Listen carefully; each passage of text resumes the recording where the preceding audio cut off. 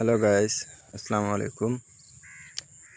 এই যে আমি সকালবেলা কাজে যাব, আমার জন্য রান্না করতেছে। কি রান্না করেছি? ডিম। এই এখন আমি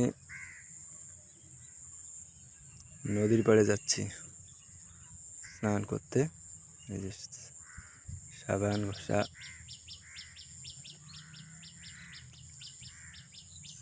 ওকে, ভালো থাকবেন।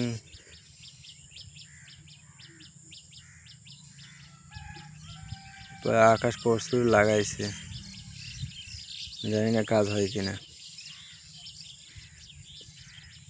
নদীর পাড়ে এসে দেখি এই যে একজন শুশু করতেছে এখানে বসে।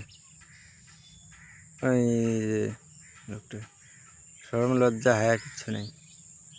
তো লাইক করবেন, কমেন্ট করবেন।